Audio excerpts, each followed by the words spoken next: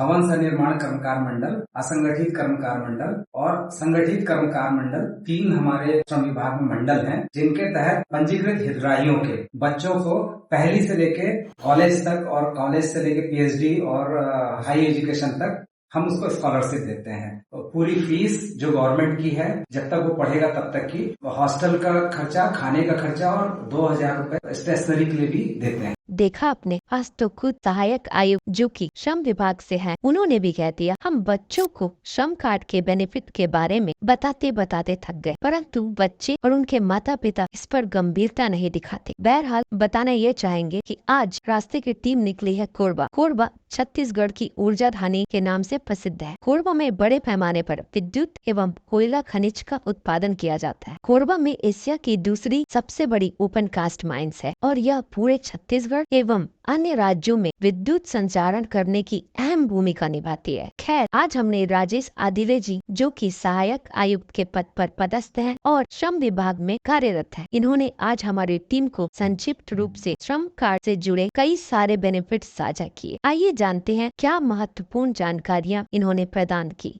नमस्ते, लिखते हैं नाम विपुल मिश्रा। हमारे साथ हैं आदिले सर, नाम है राकेश कुमार आदिले जी और ये सहायक कमिश्नर हैं कोरबा जिले के। लेकिन आज जो हमारा विषय है वो है श्रम विभाग। संक्षिप्त में ये जो योजनाएं हैं स्कॉलरशिप की, इसके बारे में आप बताइए।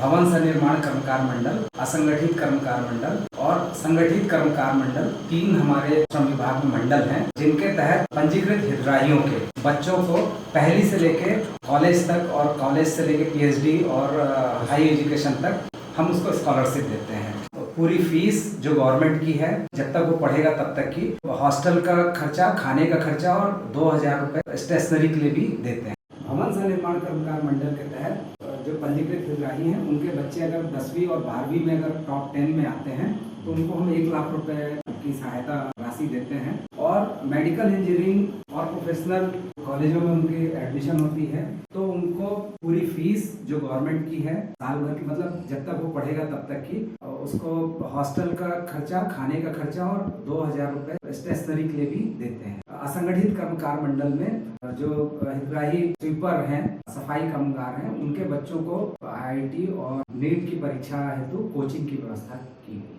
सर, योजना तो बहुत अच्छी है और मुझे लगता है कि ये योजना का बेनिफिट होता भी होगा, लेकिन मुझे लगता है धरातल स्तर पर इसकी जो एक्चुअल छवि दिखनी चाहिए थी, जो एक्चुअल दिखना चाहिए था, वो रेशियो क्यों कम दिखता है? अभी तक हमारे पास जो पंजीकृत हितग्राही हैं उनका ऑनलाइन आवेदन आता है और ऑनलाइन आवेदन में हम लोग उसका निराकरण करते हैं। आपका कहना सही है कि हम निचले स्तर तक हम शायद नहीं पहुंच पा रहे हैं या वो हम तक नहीं पहुंच पा रहे हैं। ये एक मेन कारण है जिसके कारण शायद हम 100% योजनाओं का जो है वो लाभ शायद नहीं दे पा रहे हैं। लेकिन ये योजना काफी बड़ी और लोगों को जानकारी नहीं है। दोस्तों, मैं बता देना चाहता हूँ आप सभी को कि श्रम विभाग जो है बच्चों को, सभी बच्चे, चाहे वो जनरल हो, चाहे वो एसटी हो, चाहे ओबीसी हो, सर कोई बाध्यता तो नहीं है ना श्रम विभाग की? सर, इसमें श्रमिक होना चाहिए, कोई किसी जाति या धर्म से उसका कोई संबंध नहीं है, श्रमिक होना चाहिए। और इसमें असंगठित कर्मकार मंडल में तो नाई, धोबी, दर्जी, माली, इन सभी को समाहित किया गया है और जो काम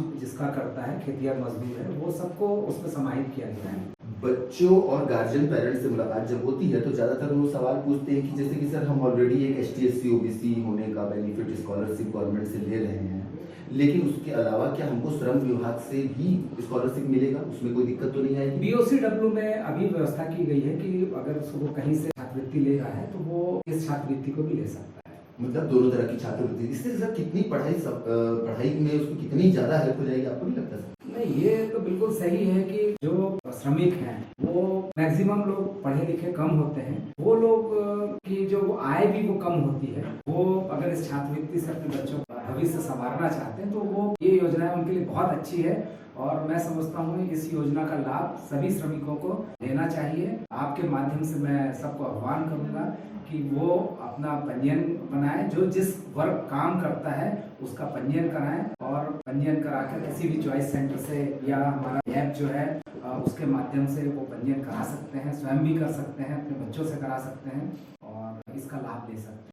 इस संबंध में हरिराम चौरसिया, जो कि प्रखर मीडिया के संपादक हैं, उन्होंने भी अपने विचार व्यक्त किए। देखिए, मैं इस संबंध में सिर्फ यही कहना चाहूंगा कि शासन को अपनी सारी योजनाओं का जो किसानों, श्रमिकों और विभिन्न वर्ग के लोगों के लिए बनाई गई है, इसकी जानकारी स्कूलों में, वो जो पुस्तिका है, स्कूलों में दे दी जाए और स्कूल के प्रिंसिपल को या अध्यापकों को ये बता दिया जाए कि बच्चों को इसके लिए जागरूक किया जाए कि ये किताबें आ गई हैं, किताबें आप ले जाइए। तो बच्चे किताब देख के ही बहुत सारी योजनाओं को अपने आप देख लेंगे, वो खुद संघर्ष करके आगे बढ़ जाएंगे, बहुत सारी चीजें मतलब सार्थक हो जाएंगी और सरकार की योजना सफलीभूत हो जाएंगी। श्रम विभाग से जुड़े या अन्य प्रश्नों से संबंधित हमारे एक्सपर्ट्स आपको निःशुल्क फॉर्म भरने से अन्य जानकारियां प्रदान करने तक आपको सहायता देंगे। और तो और अन्य गवर्नमेंट और नॉन गवर्नमेंट स्कॉलरशिप जानकारियों के लिए आप रास्ते चैनल से जुड़ सकते हैं या हमें कांटेक्ट कर सकते हैं। हमारे हेल्पलाइन नंबर ये रहे। ढूंढते हुए निकल जाओ सफर पे, देख लेना एक दिन सही रास्ते मिलेंगे।